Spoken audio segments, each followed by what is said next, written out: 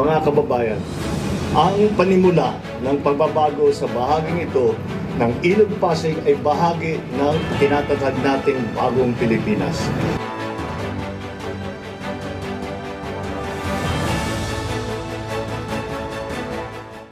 Ang nagustuhan ko namin, ang ganda ng ambience. Tapos, para kang nasa ibang bansa na rin.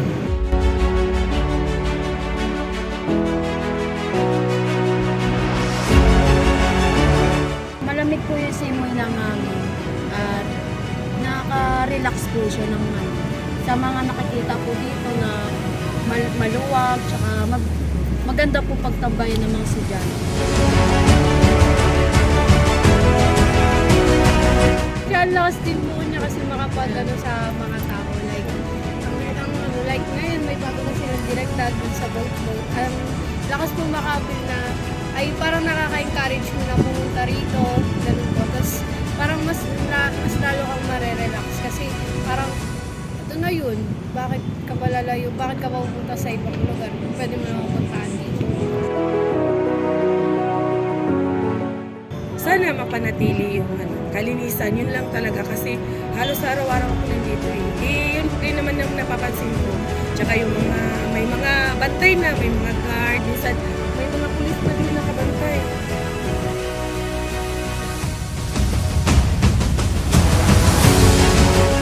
Araw-araw dito po kami tuwing hapon, dito po kami nagtitinda para po sa pamilya po namin. Malaking tulong talaga po dito yung pasyalan ngayon dito sa amin. Katulad sa aming mga vendors, mahirap lang po din kami. Tsaka ito po yung hanap buhay po namin. Dito po kami kumukuha ng mga pagkain namin po sa araw-araw. Tsaka ito rin yung pangbili namin ng panggatos ng pangpaaral sa mga anak namin. Maganda po siya kung i-extend kasi mas marami pong mga tao yung pwede pa pong mamasyal sa ganitong lugar. Kasi ito nga po, hindi po sa totally sapat yung laki niyan. Lalo na po marami pong gustong pumunta.